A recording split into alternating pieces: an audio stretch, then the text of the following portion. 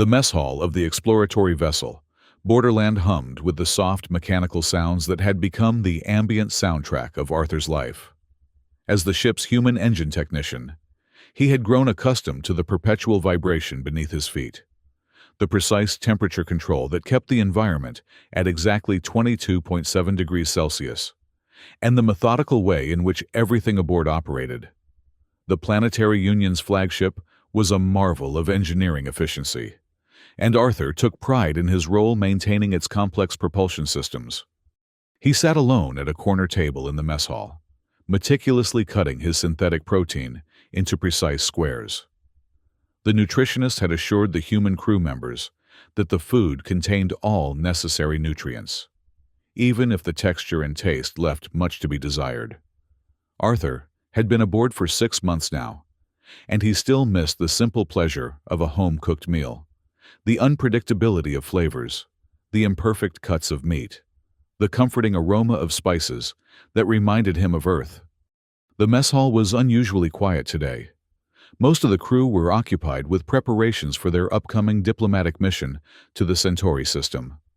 Arthur appreciated the solitude. It gave him time to think, to remember Earth and the family he had left behind. 250 years had passed since humanity had ventured beyond their solar system.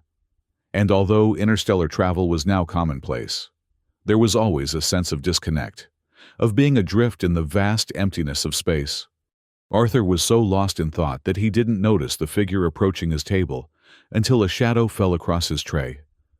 Looking up, he found himself staring into the unblinking, crystalline eyes of Spot, the Bulldoze communications officer.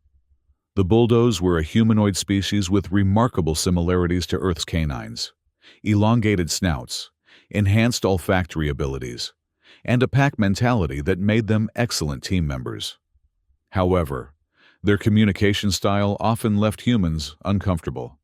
They rarely blinked, maintained intense eye contact, and had a disconcerting habit of tilting their heads when confused. "May I join you?" Spot asked, his translator implant converting his native guttural sounds into accented but understandable English. Arthur gestured to the empty chair across from him. "Of course. Please, sit down." Spot settled into the chair with precise movements. Unlike humans, the Bulldoze didn't slouch or fidget. They maintained perfect posture at all times, a trait that many human crew members found unnerving. Spot placed his own tray of food, a mixture of proteins and minerals specific to Bulldoze physiology, on the table and began to eat with both hands, using utensils designed for his species' unique grip. For several minutes, they ate in silence. Arthur was accustomed to this. Interspecies small talk was notoriously difficult, especially with the Bulldoze, whose concept of casual conversation differed drastically from human norms. He continued eating, consciously using only his right hand to manipulate his utensils, a habit so ingrained that he rarely thought about it.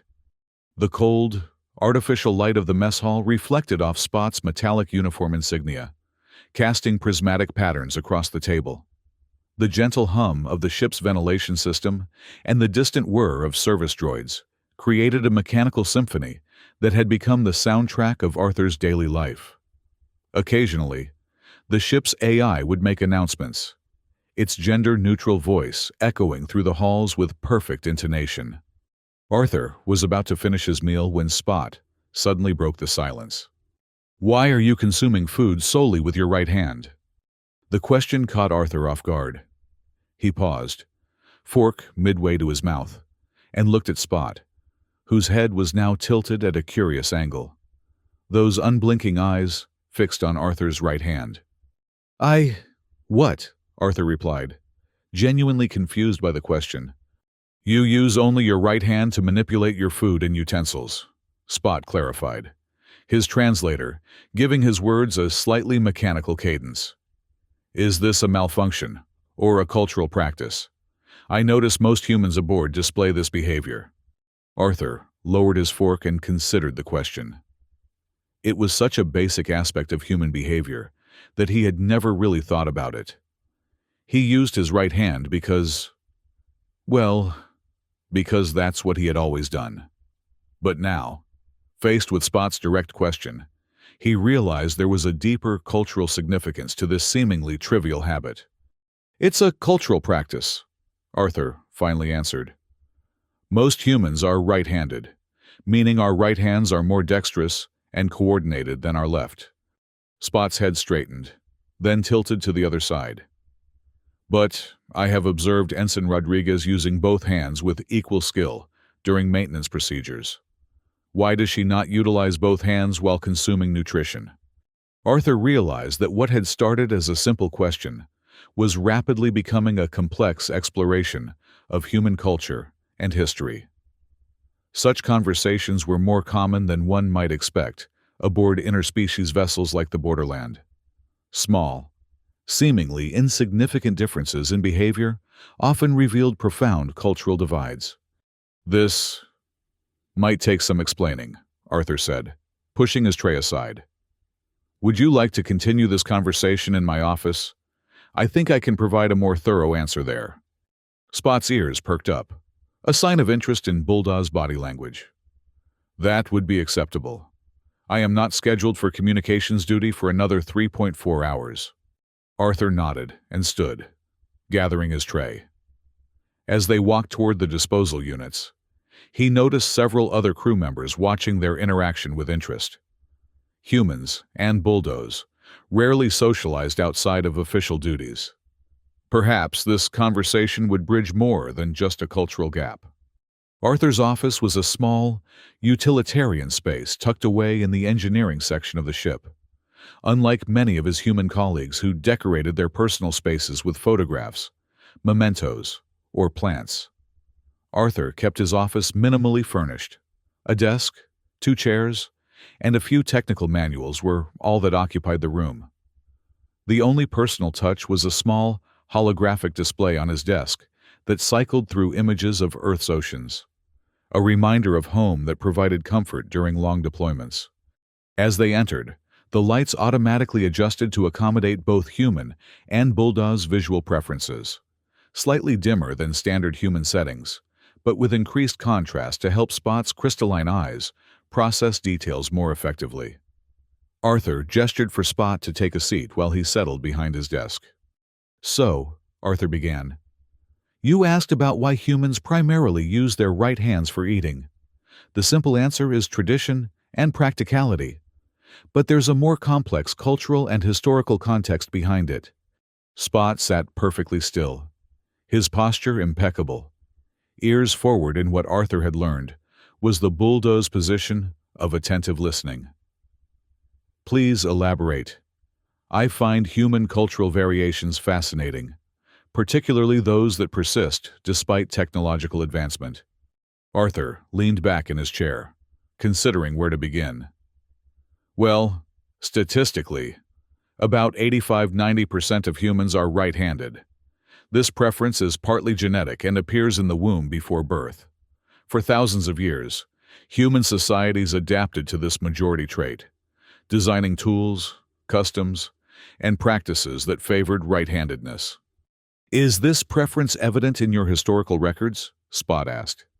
"Yes, extensively," Arthur replied. "Ancient human writings and archaeological findings show right-hand dominance across most cultures. In many societies, the left hand became associated with, well, less clean activities." Spot's head tilted slightly. "Less clean activities? Your translator may be malfunctioning." Arthur smiled, realizing he needed to be more direct. In many ancient human societies, before advanced sanitation, the left hand was traditionally used for personal hygiene after defecation. Without readily available cleaning products, people would use natural materials or water, applied with the left hand. Spot's eyes widened slightly, one of the few expressions Bulldog's faces could manage that humans recognized. And therefore, the right hand was reserved for food consumption and social interactions to prevent disease transmission. "Exactly," Arthur nodded, impressed by Spot's quick understanding. This practical division of labor became deeply embedded in many human cultures. Even thousands of years later, after we developed advanced sanitation, the tradition persisted. In some Earth cultures, using your left hand for eating or greeting others was considered highly offensive. Fascinating, Spot remarked. Do all human cultures share this taboo? Arthur shook his head. Not universally. No. Human cultures are incredibly diverse. Some societies developed different customs, especially as sanitation improved. But the right-hand preference remained dominant globally, reinforced by everything from religious texts to educational practices. Spot processed this information, his ears twitching slightly, a sign that Arthur had come to recognize as deep thought. After a moment, Spot asked, "What about the human flag? I have observed it displays a left hand on a blue background. This seems contradictory to your explanation." Arthur froze, surprised by the question's unexpected direction. The human flag was a relatively recent creation, established after humanity united under a single governmental structure following the lunar colonies conflict. The symbolism behind it was complex and loaded with historical significance that might be difficult to explain to a non-human. "That's perceptive of you to notice," Arthur said carefully. "The human flag is a more recent symbol, created about 150 years ago. The blue background represents Earth's oceans, which cover most of our planet's surface. The left hand has a different symbolic meaning entirely." "Please explain the symbolism," Spot requested, leaning forward slightly. Arthur took a deep breath. "To understand the flag, you need to understand a bit about human history, particularly our history of warfare and eventual unification." Warfare, Spot's translator, couldn't quite capture the subtle change in his vocalization, but Arthur recognized the mixture of curiosity and concern in his posture. "Yes, humans have a complicated history with conflict," Arthur admitted. "For most of our recorded history, human societies fought against each other for resources, territory, ideological differences, and numerous other reasons." Spot remained silent, processing this information. Arthur knew that the bulldoze had a different relationship with conflict. Their species had evolved as pack hunters who valued cooperation above all else. While they understood the concept of warfare, their history contained fewer large-scale conflicts than humanity's bloody past. The most devastating of these conflicts were two global wars in the 20th century, what we call World War I and World War II. Arthur continued. The second of these wars ended with the use of atomic weapons, nuclear fission bombs that destroyed two Japanese cities and killed hundreds of thousands of civilians. Spot's posture stiffened, a sign of alarm in Bulldog's body language. "You used atomic weapons against your own species?" Arthur nodded grimly. "It's one of the darkest chapters in human history. After witnessing the destructive power of these weapons, many humans feared we might eventually destroy ourselves completely. This fear led to decades of tense standoffs between major powers, each armed with increasingly destructive weapons. Yet your species survived," Spot observed. "We did," Arthur confirmed. "Eventually, after several near misses and smaller conflicts, humanity began to recognize the need for global cooperation. The colonization of Mars became a unifying project that required international collaboration. When we encountered the Centauri civilization in 2175, the reality of other intelligent life in the universe accelerated our unification process." "And this relates to your flag design?" Spot prompted, bringing the conversation back to his original question. "Yes," Arthur said, grateful for the redirection. When the United Nations transitioned into the Global Governance Council in 2190, they commissioned a new flag to represent all of humanity. The designers chose the left hand as the central symbol, specifically because of its historical associations. Spot's head tilted again. "I do not understand. You said the left hand was associated with unclean activities." Arthur smiled. Exactly. The designers deliberately chose the left hand to represent humanity's commitment to transforming our weaknesses and divisions into strengths. The left hand, historically marginalized and considered unclean, became a symbol of our commitment to elevating what had been denigrated, to finding value in what had been dismissed. Spot remained silent for several moments, processing this information. Arthur wondered if the translator was struggling to convey these nuanced cultural concepts. Additionally, Arthur continued, the left hand on the flag is depicted with palm outward and fingers spread, the universal human greeting gesture. It represents openness, welcome, and peace. The designers wanted to show that humanity was extending a hand of friendship to the universe. Your species is remarkably symbolic in its thinking, Spot observed. Bulldoze communication tends to be more direct. Arthur nodded. Humans often communicate through layers of meaning. We find value in symbols that can convey complex ideas more efficiently than words alone. The flag's simple design, a blue background with a white left hand, carries centuries of history and aspiration in a single image. Spot's ears perked up again. What is the significance of the blue background? You mentioned oceans. Yes, Arthur confirmed. Earth's surface is approximately 71% water, primarily in the form of interconnected oceans. The blue background represents these oceans, which have historically both connected and separated human populations. By making the background a single, uninterrupted blue field, the designers emphasized unity, the one ocean that connects all continents. Ingenious, Spot remarked. Your species has transformed divisive geographical features into symbols of connection. Arthur felt a surge of pride at Spot's understanding. That's exactly right. Throughout human history, oceans were both barriers and bridges.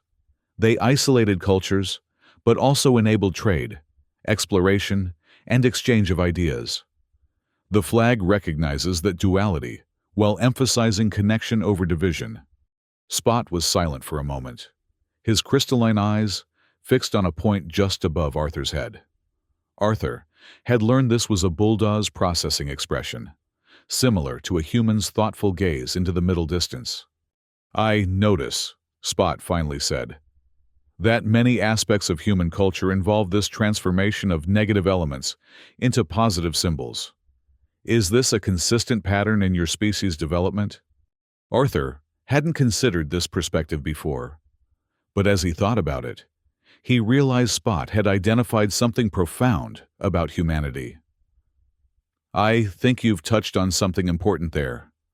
Humans do have a tendency to repurpose and transform.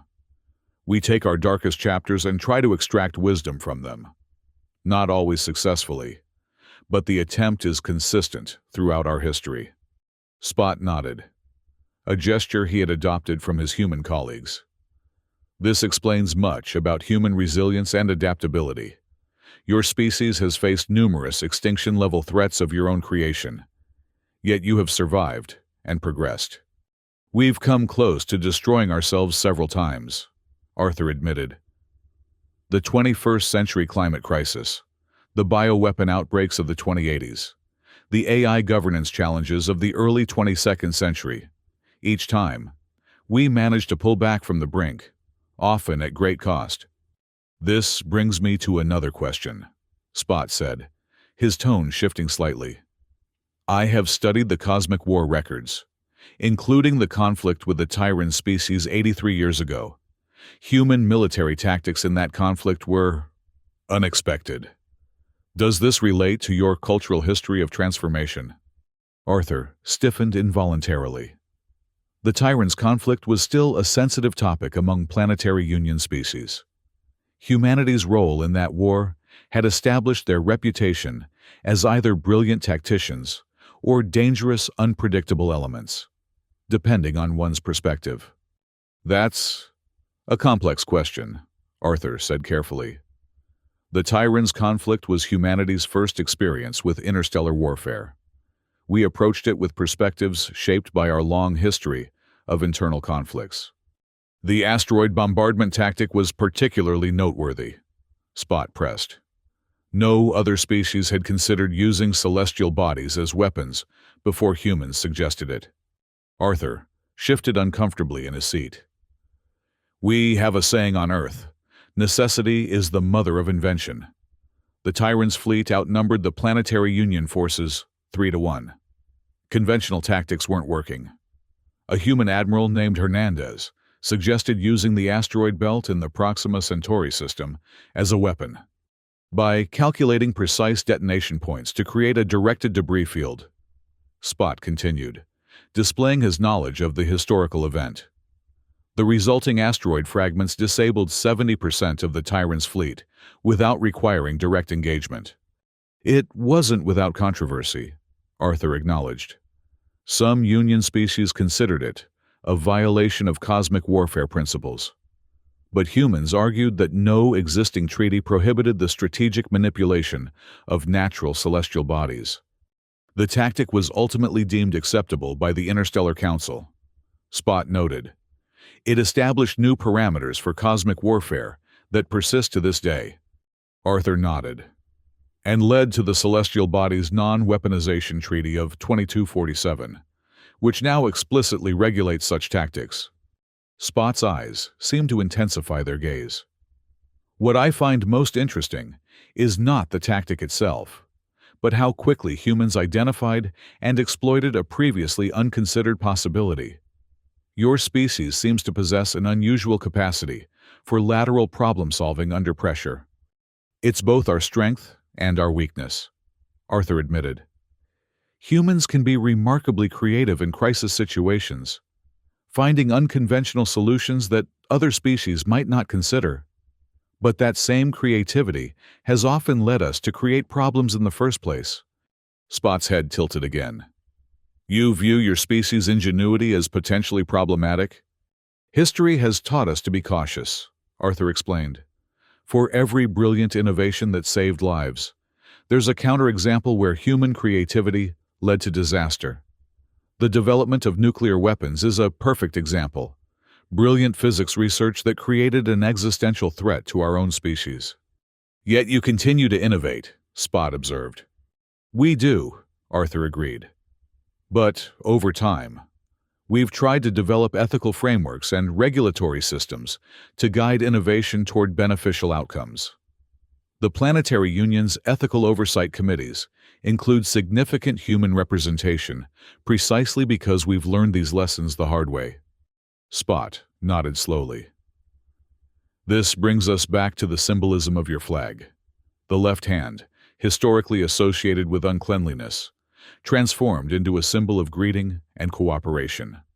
Exactly, Arthur confirmed, impressed by Spot's ability to connect these seemingly disparate concepts.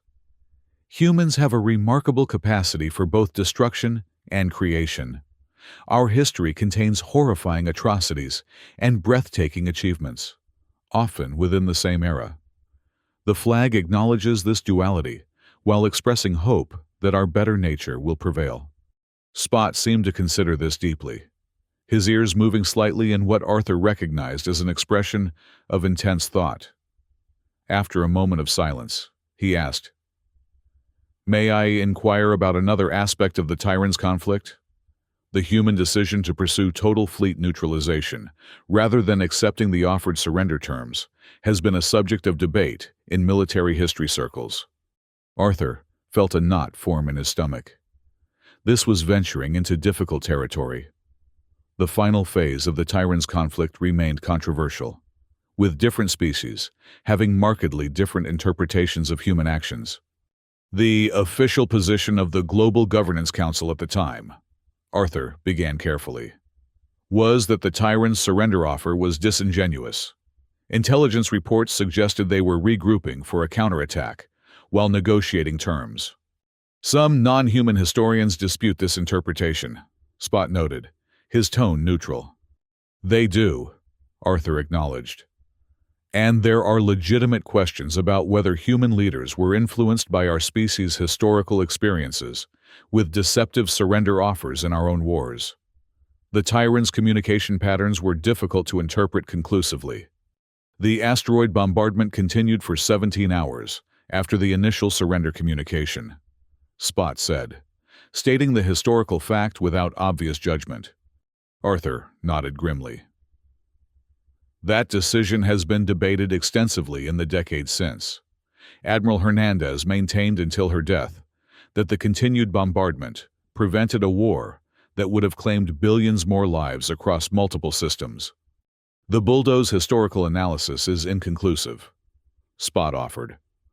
Our species lacks sufficient understanding of Tyrants' communication patterns to determine whether their surrender was genuine or tactical.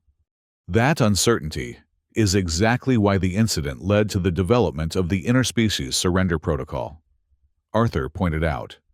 After the Tyrants' conflict, the Planetary Union established standardized, unambiguous surrender procedures that transcend species-specific communication styles. Spot's crystalline eyes fixed on Arthur with unusual intensity. Did humans suggest this protocol? We did, Arthur confirmed. Based on our own bloody history, humans recognize the dangerous ambiguity in cross-species surrender communications. The protocol was designed to prevent similar situations in future conflicts. Another transformation, Spot observed, from controversial military action to constructive diplomatic innovation. Arthur nodded, feeling a complex mixture of pride and discomfort.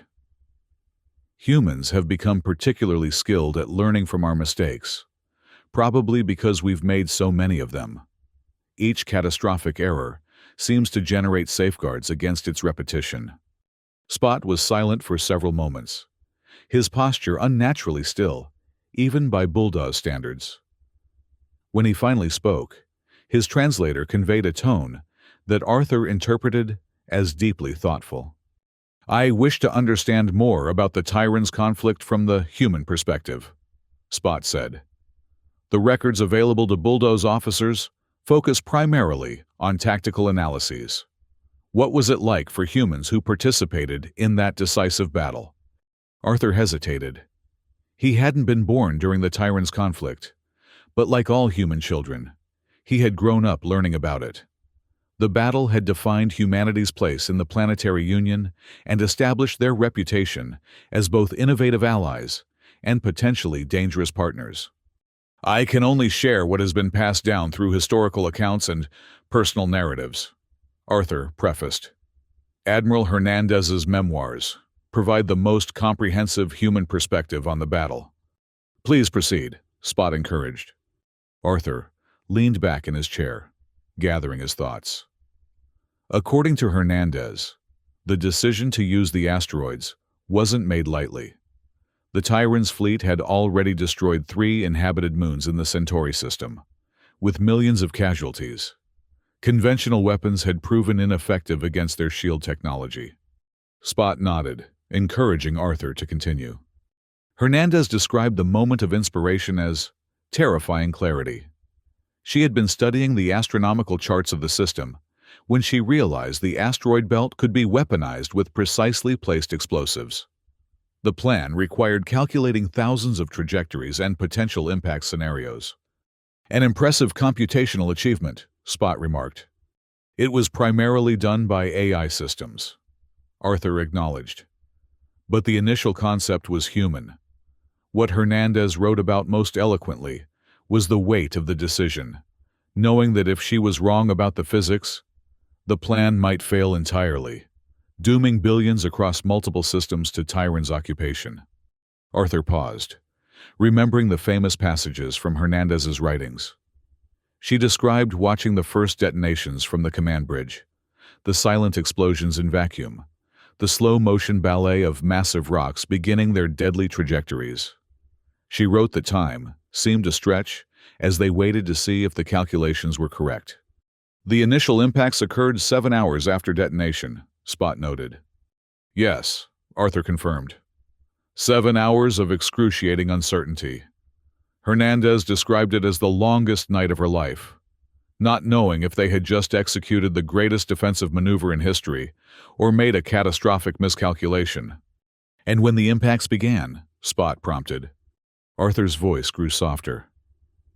Hernandez wrote that there was no celebration on the command bridge, just silent witness to destruction on an unprecedented scale.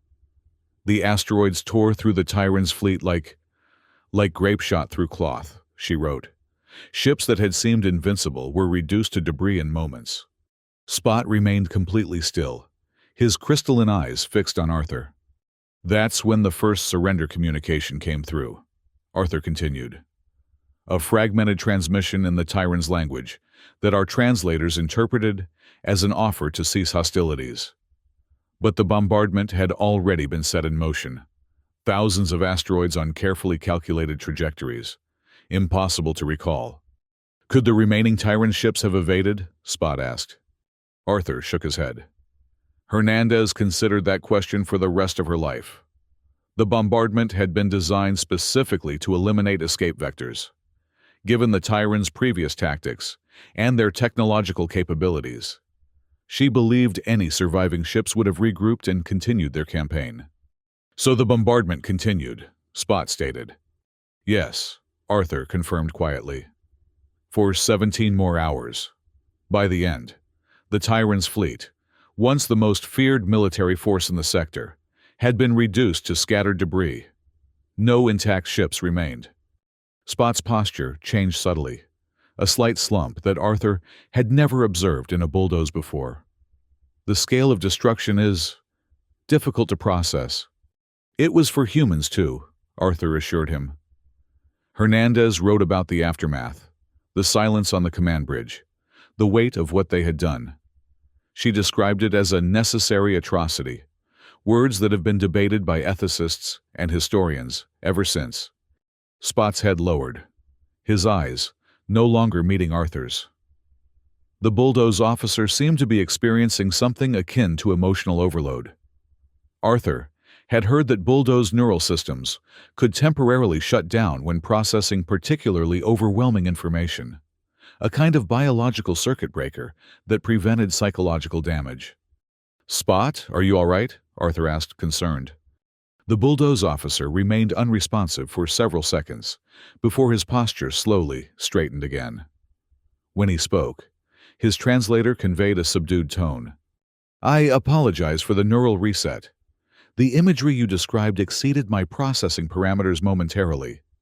I'm sorry, Arthur said quickly. I didn't mean to cause distress. No apology is necessary, Spot assured him. This is valuable cultural exchange. I now understand aspects of human psychology that were previously unclear to me. Arthur wasn't entirely convinced that Spot had recovered, but he decided to shift the conversation toward less traumatic aspects of human history.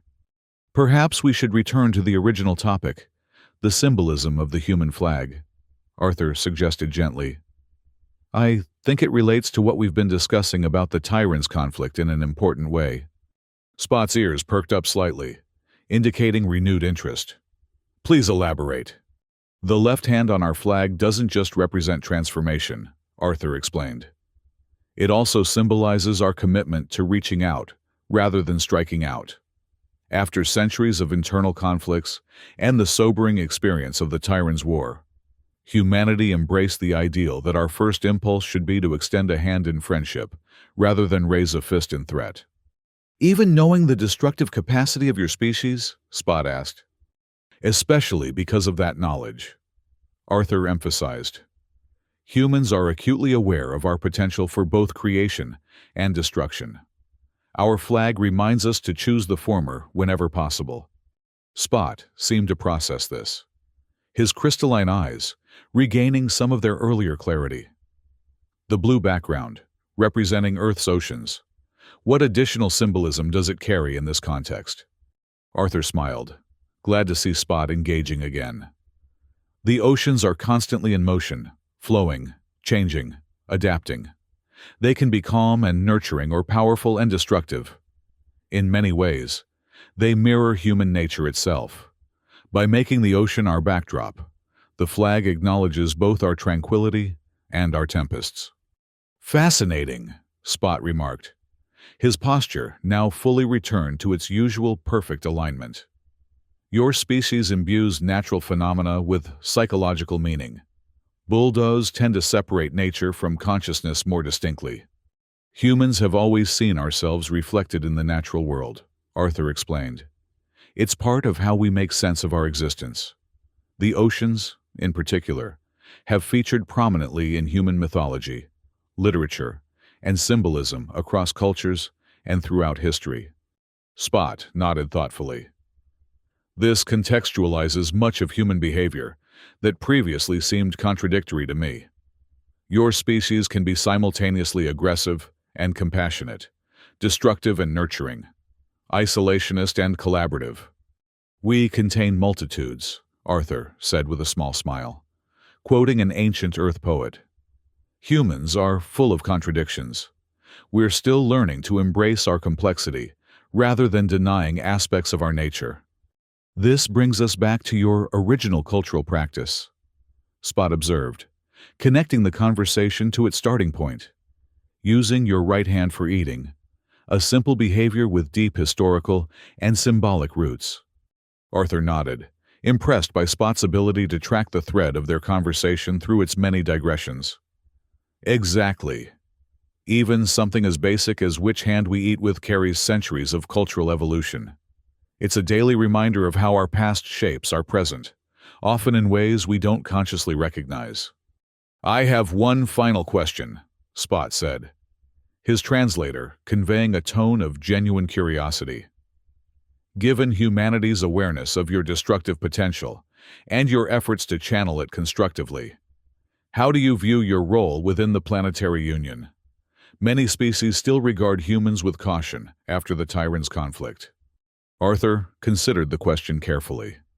It touched on sensitive diplomatic territory, but Spot's sincere interest deserved an honest answer. Humanity sees itself as both a cautionary tale and a protective force within the Union. Arthur finally replied, We've experienced the worst outcomes of unchecked aggression, technological hubris, and divisive ideologies. Those experiences give us a unique perspective on the dangers facing any advanced civilization. Spot listened intently as Arthur continued.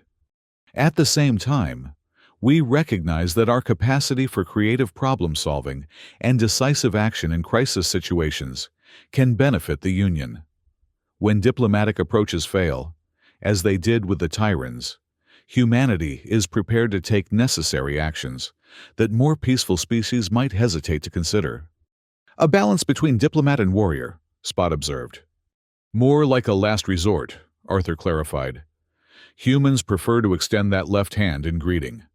But if that greeting is rejected with hostility, we're capable of responding with the full force of our right hand. The planetary union benefits from having species across the full spectrum of diplomatic and defensive capabilities. Spot nodded slowly. This clarifies much about human diplomatic positions in recent Union councils. Your species consistently advocates for peace initiatives, while simultaneously supporting military preparedness measures. Hope for the best, prepare for the worst, Arthur said, quoting another ancient human proverb. It's been our approach since long before we joined the interstellar community. Spot's eyes seemed to brighten slightly, the bulldog's equivalent of a smile. I appreciate this cultural exchange, Arthur. It has provided valuable context for understanding human behaviors and positions. Your willingness to discuss even difficult historical events demonstrates the openness symbolized by your flag's left hand. Arthur felt a warm sense of accomplishment.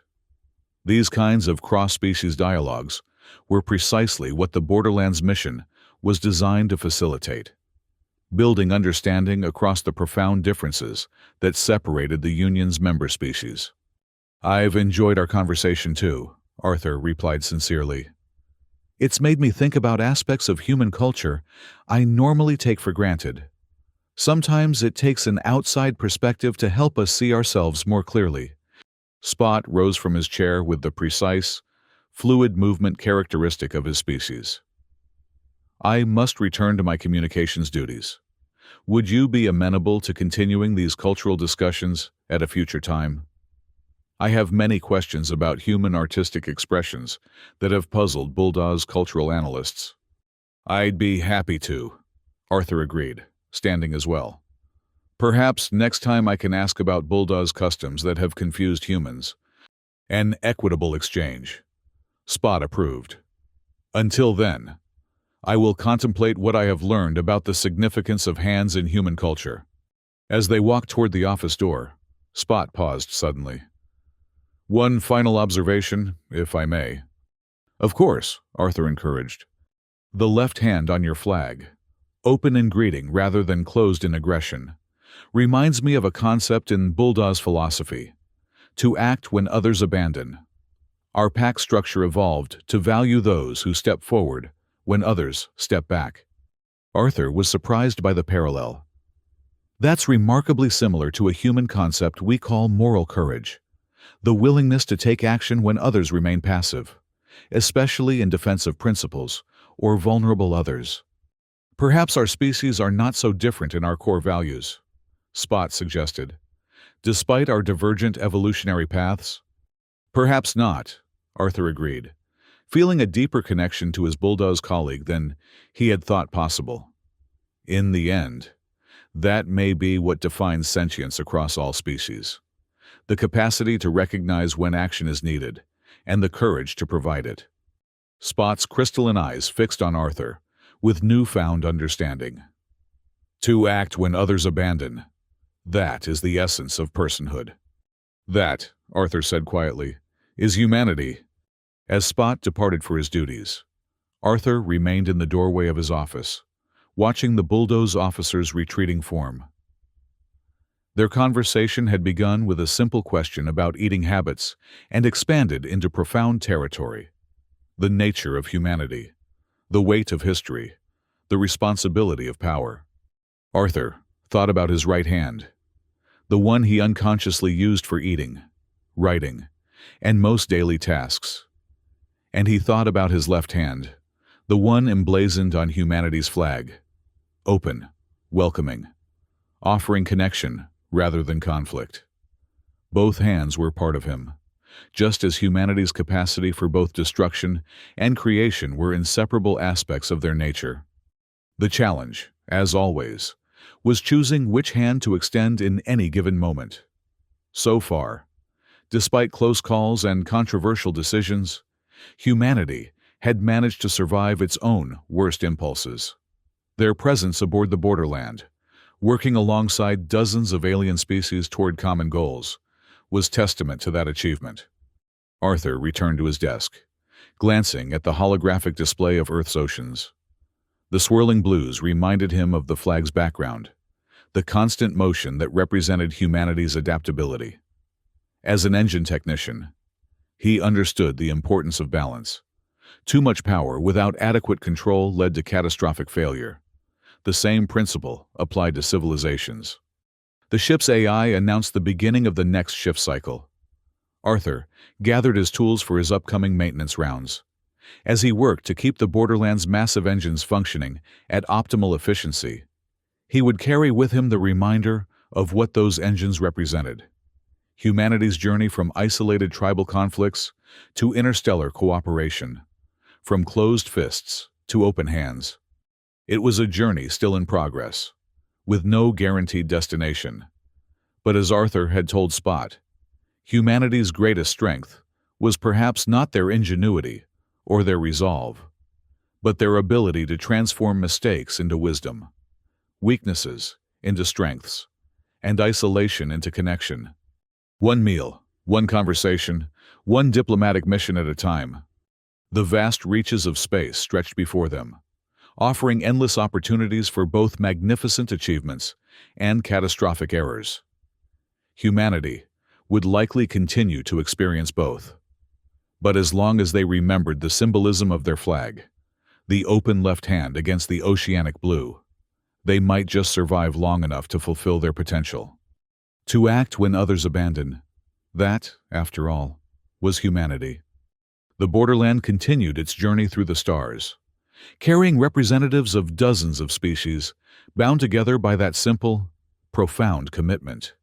And Arthur, returning to his daily routine of maintaining the ship's massive engines, carried with him a renewed appreciation for the complexity of his heritage, both its darkest chapters and its brightest possibilities. He flexed his right hand, the one he used for eating, and then his left, the one emblazoned on humanity's flag. Two aspects of the same whole, just as humanity's capacity for both destruction and creation were inseparable elements of their nature. The challenge had always been, and would always be, choosing which hand to extend in any given moment. As the borderland accelerated toward its next destination, Arthur made his choice. He extended both, because that too was humanity. The borderland slipped into hyperdrive, its engines thrumming with contained power, carrying its diverse crew toward unknown horizons. Within its metal hull, representatives of dozens of species worked together, each bringing their unique evolutionary heritage to the shared project of exploration and diplomacy. Arthur returned to his duties, monitoring the massive propulsion systems that hurled them between stars. As he adjusted calibrations and verified output levels, he found himself thinking about his conversation with Spot. From a simple question about eating habits had emerged profound insights about human nature, history, and place in the cosmos.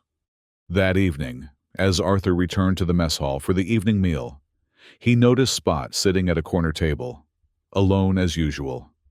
Without hesitation, Arthur walked over and gestured to the empty chair. "May I join you?" he asked.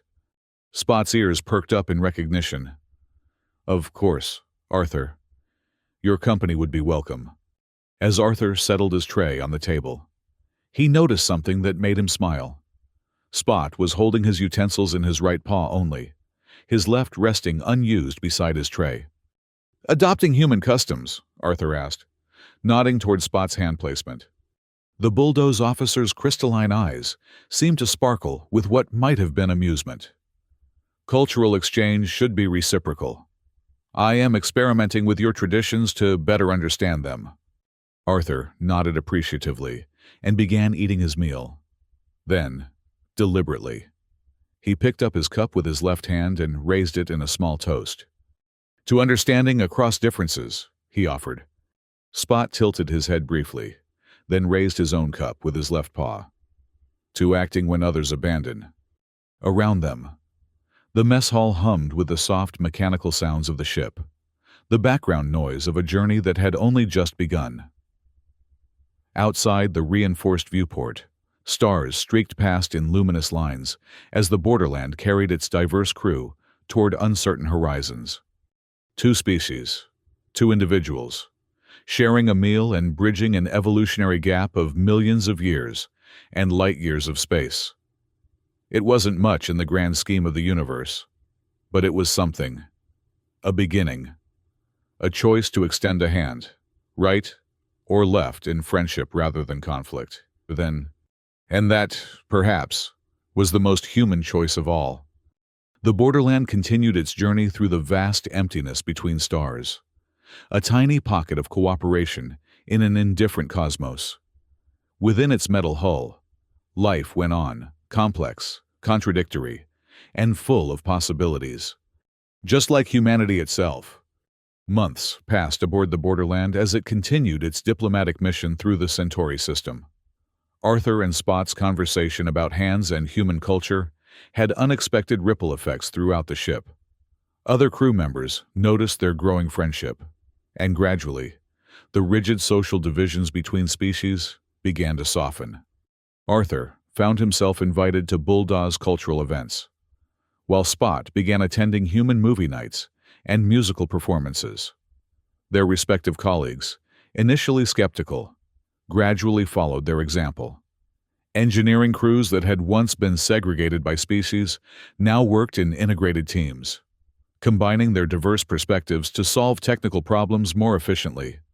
One evening, as Arthur was completing his maintenance rounds in the engine section, Captain Reyes, the human commanding officer of the borderland, requested his presence on the bridge. This was unusual. Engine technicians rarely had reason to visit the command center unless there was a propulsion emergency. When Arthur arrived, he found Captain Reyes in conversation with the ship's executive officer, a Centauri named Vox, whose translucent skin revealed the pulsing circulatory system beneath. They turned as Arthur entered. "Technician Morrison," Captain Reyes greeted him formally. "Thank you for coming so promptly." "Of course, Captain," Arthur replied, standing at attention. "Is there an issue with the engines?" "No, nothing like that," Reyes assured him, gesturing for Arthur to relax his posture. "I've asked you here because of your friendship with Communications Officer Spot." Arthur blinked in surprise. "Sir, we've noticed a significant improvement in interspecies cooperation aboard the Borderland over the past 3 months," Vox explained, his translator rendering his vibrating speech patterns into clear English. "Our efficiency metrics have increased by 17%, and reported interpersonal conflicts have decreased by 32%. Our cultural integration specialists have traced this positive trend back to the visible friendship between you and Officer Spot." Captain Reyes continued. "Apparently, your conversation about human eating habits has become something of a legend among the crew." Arthur felt his face warm with embarrassment. "It was just a cultural exchange, Captain. Nothing special." "On the contrary," Vox disagreed, the purple fluid in his circulatory system pulsing more rapidly, a sign of excitement in Centauri physiology. "Such seemingly simple exchanges form the foundation of deeper understanding. The planetary union was built on precisely such moments." Captain Reyes nodded in agreement. "We're approaching the AlphaCon diplomatic conference in 2 weeks. Representatives from 17 species will be negotiating new trade agreements and security protocols. The Bulldoze delegation has specifically requested that Officer Spot serve as their cultural liaison." "That's wonderful," Arthur said sincerely. "Spot has a remarkable ability to bridge cultural gaps." "Indeed," Reyes confirmed. "And Spot has requested that you join the human delegation's cultural team for the conference." Arthur stared in shock. "Me? But I'm just an engine technician. I don't have diplomatic training." "Sometimes the most effective diplomacy happens outside the formal negotiating tables," Vox observed. "Your ability to explain complex cultural concepts in accessible terms has been noted not only by Officer Spot, but by several other non-human crew members." "The official human delegation has approved Spot's request," Captain Reyes added. "You would serve as a cultural consultant, helping to clarify human perspectives and traditions when misunderstandings arise. Your engineering duties would be covered by Lieutenant Zhang for the duration of the conference." Arthur felt overwhelmed. He had never considered a diplomatic role. His entire career had been focused on the technical challenges of interstellar propulsion systems. Yet his conversation with Spot had revealed an aptitude for cultural translation he hadn't realized he possessed. I would be honored, Captain," Arthur finally replied, "though I'm not sure I'm qualified."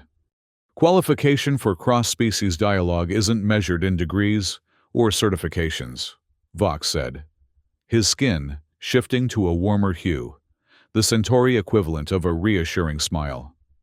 "It's demonstrated through practice.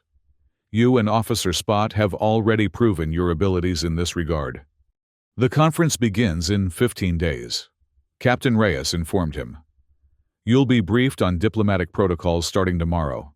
For now, return to your duties and consider what aspects of human culture might be most relevant to the upcoming negotiations." "Yes, Captain," Arthur acknowledged, still processing this unexpected development. As he turned to leave the bridge, Vox called after him. "Technician Morrison, sometimes the most profound connections begin with the simplest questions. Never underestimate the diplomatic power of curiosity." Arthur nodded thoughtfully before exiting the bridge. As he made his way back to the engineering section, his mind was already racing with possibilities. What other aspects of human culture might benefit from explanation? What misunderstandings could be prevented through careful cultural translation? By the time he reached his quarters that evening, Arthur had begun compiling notes on human cultural concepts that frequently confused non-human species. Humor, metaphor, conflicting emotional responses, symbolic thinking, and the complex interplay between individual and collective identity. He activated his datapad and sent a message to Spot. "It seems our conversation has had unexpected consequences. Looking forward to working together at the AlphaCon conference." Spot's reply came almost immediately. "Indeed. I have already begun preparing a comprehensive analysis of human hand symbolism across historical contexts. Your assistance in verifying my interpretations would be appreciated." Arthur smiled as he read the message. The formal tone was quintessentially bulldoze, but he could detect the subtle excitement beneath the words. This was how progress happened in the Planetary Union. One conversation, one cultural exchange, one friendship at a time. As the borderland continued its journey toward the AlphaCon diplomatic conference, Arthur found himself at the intersection of engineering and diplomacy, technology and culture. It wasn't a position he had ever anticipated occupying, but perhaps that was the essence of human adaptability, finding oneself in unexpected roles and rising to meet them. The simple question, "Why are you consuming food solely with your right hand?" had opened a door neither he nor Spot could have anticipated. Beyond that door lay new possibilities, not just for them as individuals, but potentially for the species they represented. Arthur flexed his hands, right and left, and prepared for whatever might come next. After all, that too was humanity, adapting, connecting, transforming chance encounters into meaningful change. The borderland raced on through the vast darkness between stars, carrying its diverse crew toward an uncertain future. But uncertainty had always been humanity's natural habitat. They had evolved in uncertainty, thrived in it, transformed it into opportunity. One hand at a time. The last days before the AlphaCon conference passed in a blur of preparation and anticipation. Arthur divided his time between his regular engine maintenance duties and intensive briefings on diplomatic protocols. The human delegation included seasoned diplomats, cultural anthropologists, trade specialists, and security experts, all of whom treated Arthur with a mixture of curiosity and respect. His unconventional path to the delegation made him something of an anomaly. But his growing friendship with Spot gave him unique insights that even experienced diplomats valued. Spot, meanwhile, had been promoted to lead cultural liaison for the Bulldoze delegation, a prestigious position that recognized his exceptional cross-species communication skills. He and Arthur met regularly to discuss potential cultural misunderstandings that might arise during the negotiations. These sessions often expanded to include representatives from other species, creating an informal, cross-cultural working group that helped anticipate and prevent diplomatic missteps. The day before the borderland was scheduled to dock at AlphaCon Station, Arthur received a message from Captain Reyes requesting his presence in the ship's formal reception hall. When he arrived, he found not only the captain, but also the entire diplomatic contingent assembled, along with senior representatives from each species aboard the vessel. Captain Reyes stood at the center of the gathering, her formal uniform adorned with the symbols of both the Planetary Union and Earth's Global Governance Council. Beside her stood Spot, his Bulldoze ceremonial garb gleaming under the reception hall's lights. "Technician Morrison," Captain Reyes called as Arthur entered. "Please join us." Arthur made his way through the assembled dignitaries, acutely aware of the many eyes, some human, many distinctly not, following his progress. When he reached the captain, she gestured for him to stand between her and Spot. "Distinguished representatives," Reyes began, addressing the gathering. "Tomorrow, we will join delegates from across the Planetary Union for negotiations that will shape interstellar relations for decades to come.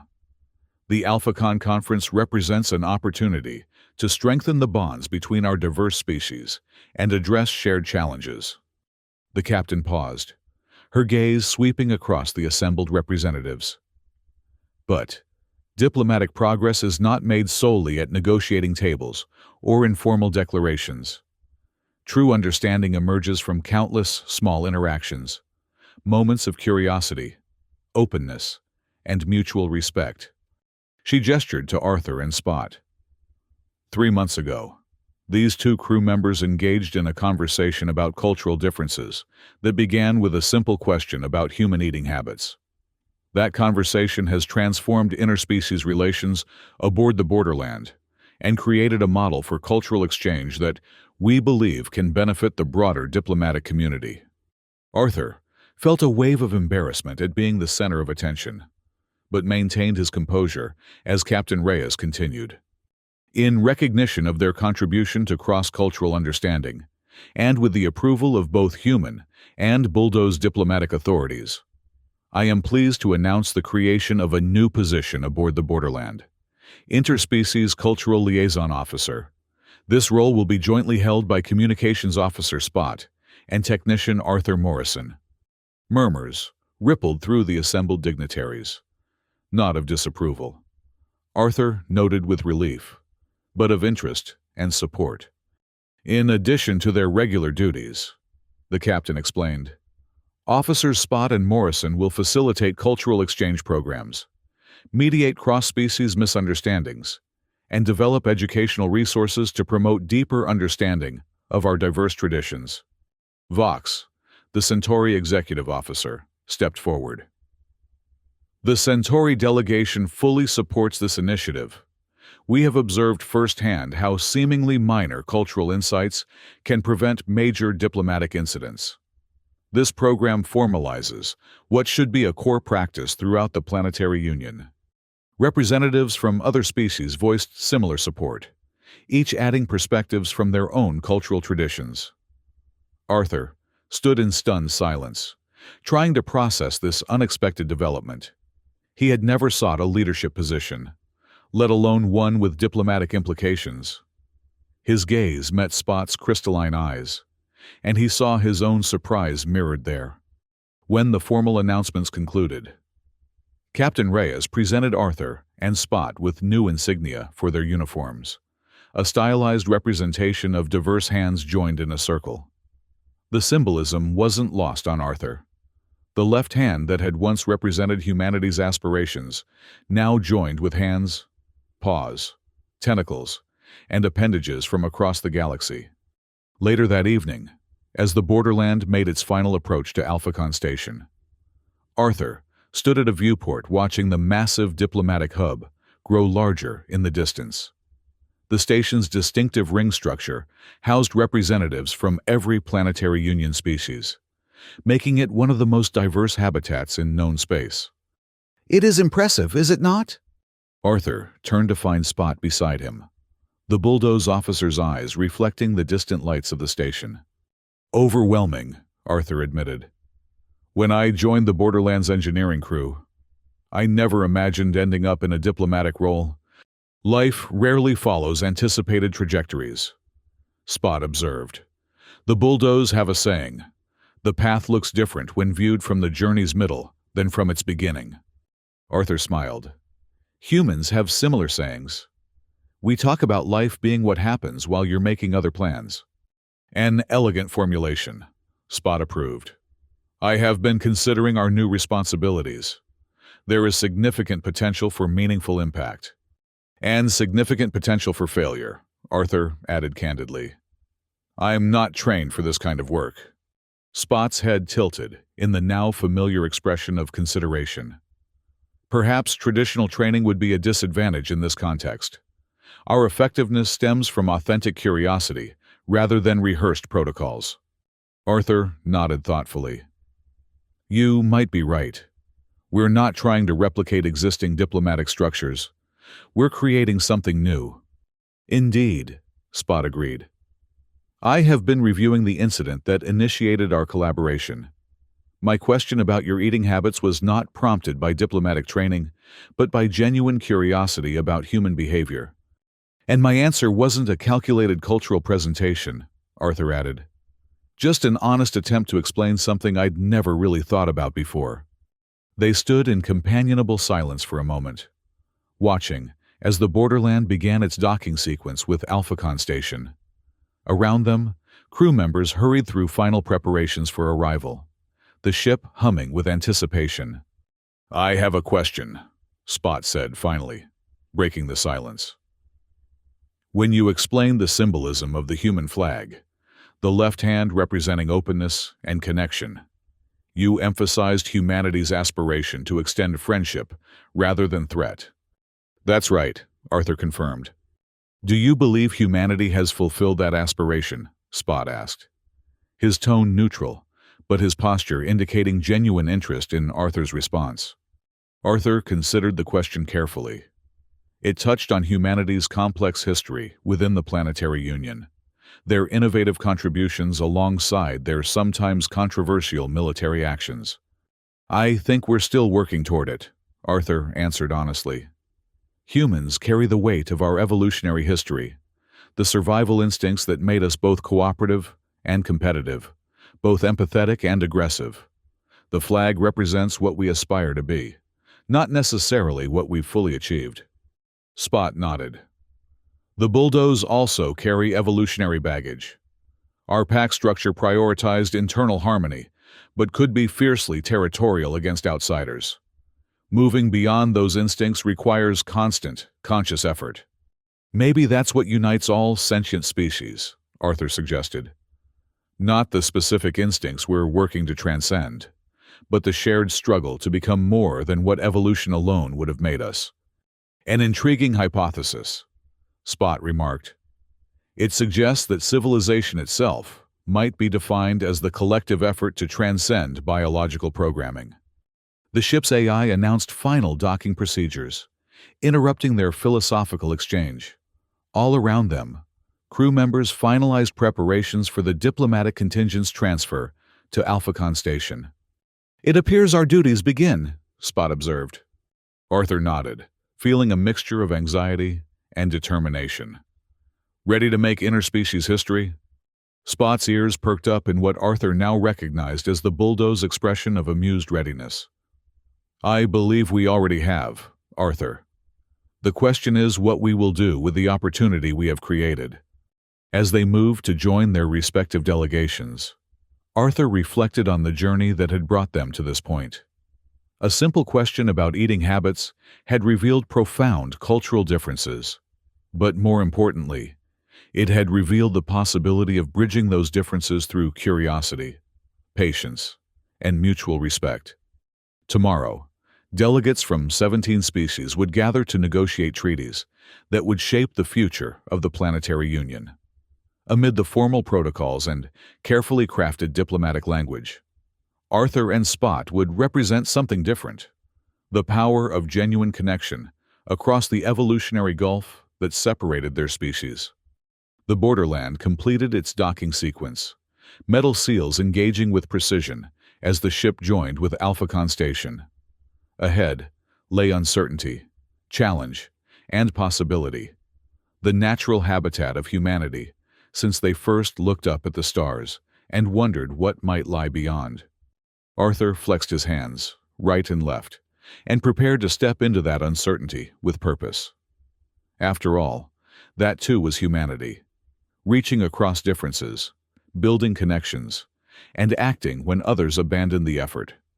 One conversation at a time, one question at a time, one meal at a time. Even a meal eaten solely with the right hand.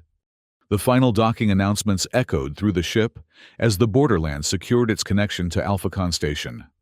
Around them, the future waited to be shaped by hands of all kinds, reaching out across the stars in the eternal, imperfect pursuit of understanding.